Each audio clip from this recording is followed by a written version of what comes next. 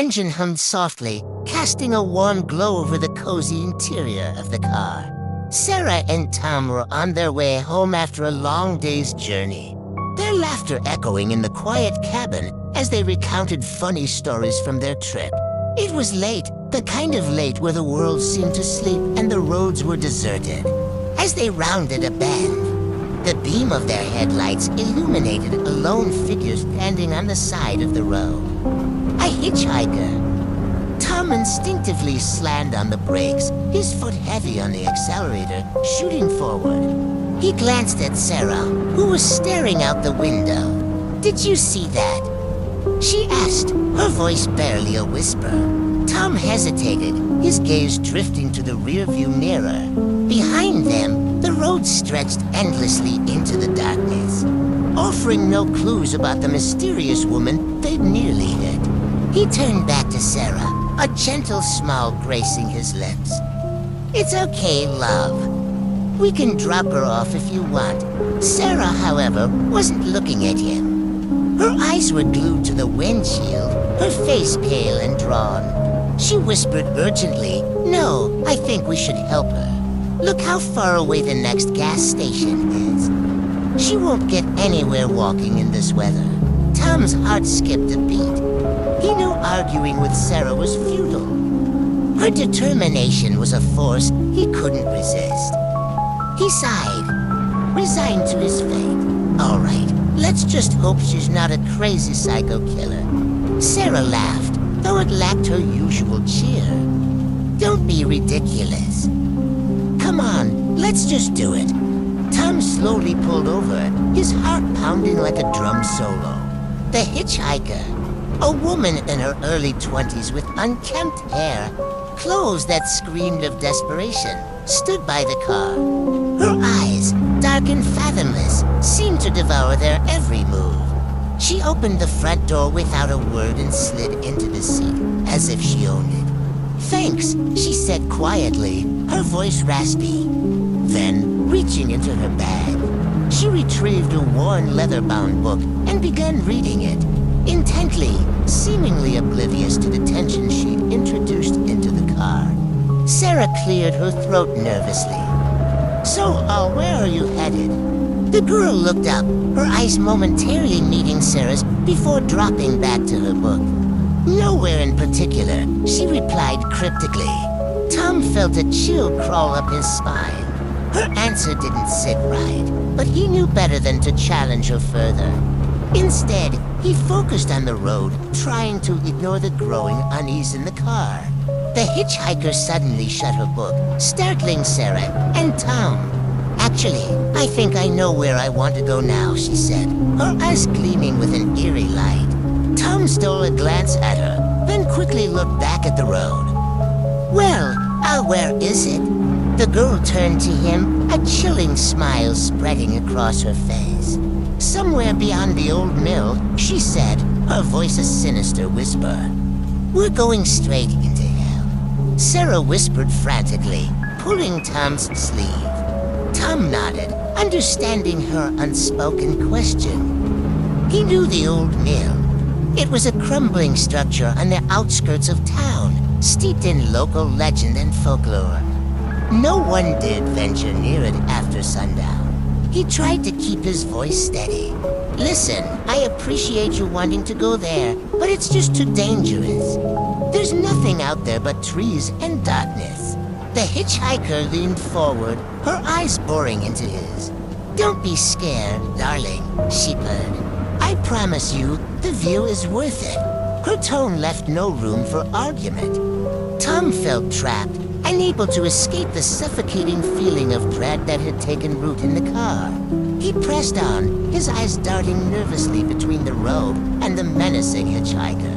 The silence in the car was deafening, broken only by the rhythmic thump of the tires on the road. Sarah sat in stunned silence, her eyes wide and glistening with fear.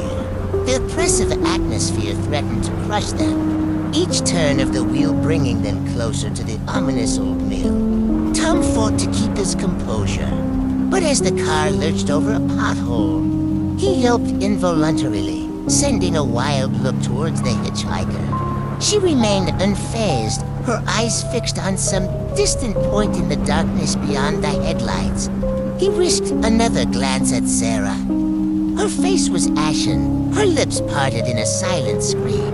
It was then that Tom realized he wasn't merely driving down a road. They were hurtling toward a nightmare. They approached the entrance to the old mill. Crumbling stone pillars stood like sentries at the gate, marking the entry to what lay ahead. Tom hesitated, his foot hovering over the brake. The hitchhiker leaned closer, her voice a venomous hiss. "Go on, darling, don't disappoint me." Tom swallowed hard, his throat dry. He knew there was no turning back now. He drove through the entrance, leaving the safety of the road and plunging into the darkness of the overgrown path leading to the mill. He could feel Sarah's terrified gaze upon him. He didn't need to look back to know that she was praying he'd find a way out of this. But the path seemed endless, the darkness pressing in from all sides like a physical force. The car coughed and sputtered, its lights flickering as if in protest. And then, just as suddenly as it started, the engine died, leaving them in total darkness. A cold wind swept through the car, rustling the leaves outside and sending shivers down their spines. The hitchhiker was eerily silent, her stillness amplifying the sounds of the forest. Suddenly, a twig snapped outside the car. All three froze, their gazes darting around in the darkness. Another sound, louder this time, followed by a heavy thud. The silence returned, heavier, more oppressive than before. Finally, Tom broke the stillness. I need to call for help," he stammered, reaching for his phone. But the hitchhiker stopped him with a raised hand. "Oh, don't bother," she said, her voice dripping with mockery. "No one can hear you scream." Her words hung in the air, solidifying their terrible predicament. They were trapped, isolated, and whatever lurked outside the car was closing in. Tom felt a surge of panic. He needed to act fast. Grabbing his flashlight, he flung open the car door and stepped out into the darkness, the beam cutting through the gloom. Sarah's voice rang out, sharp with fear. "Tom, be careful." He nodded, trying to convey calm reassurance. He scanned the area, his heart pounding against his ribs. The forest seemed to be watching, its gnarled branches clawing at the sky like skeletal fingers. The hitchhiker emerged from the car, her silhouette dark against the faint glow of the dashboard. She stood beside him, her eyes gleaming in the darkness. "Found anything?"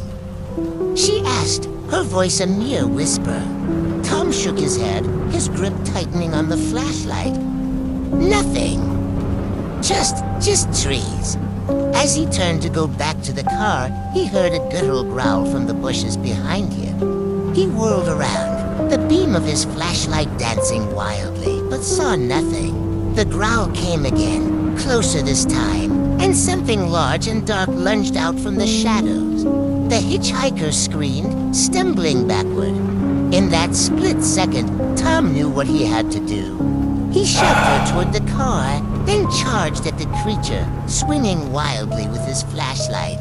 The fight was brutal and chaotic. The creature, snarling and biting, managed to knock the flashlight from his hands. The darkness seemed to press in, amplifying the struggle.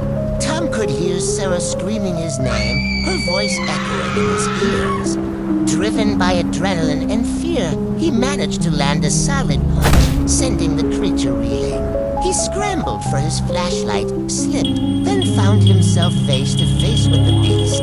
Its eyes glowing like embers in the darkness, stared back at him, filled with primal rage. It lunged, and Tom, in a desperate bid to escape, clambered into the car. The engine roared to life and Tom slammed the car into reverse, tires screeching as he backed away from the creature. He swerved to avoid hitting Sarah, who was still sitting in the car, her face pale with terror. He looked back. The creature stood at the edge of the light, its silhouette a dark omen against the fading light. Had he hit it? Was it injured? He didn't wait to find out. He sped away, leaving the forest and its horrors behind. The old mill loomed in the rearview mirror, a silent specter against the darkening sky. They drove in tense silence, the echoes of the struggle still ringing in their ears. Sarah's breathing was shallow, her eyes wide and haunted. Finally, Tom spoke, his voice hoarse. Do you think it's gone?" Sarah didn't reply, her gaze fixed on the road ahead. They continued driving, the incident at the mill a dark stain on their memory. As dawn broke, the true extent of their ordeal became clear. The car was battered, the windows smashed, the interior a mess of scratches and dirt. Sarah and Tom sat in stunned silence, the remnants of their nightmare clinging to them like cobwebs. The hitchhiker, gone without a trace, had left them with more than just a story to tell. They looked at each other, their faces drawn and haggard, knowing that their lives would never be the same. The horrors of the night before had seeped into their souls, transforming a simple ride into a terrifying ordeal. And as they surveyed the damage, they couldn't help but wonder if the nightmare was truly over or if the hitchhiker, wherever she was already planning her next move.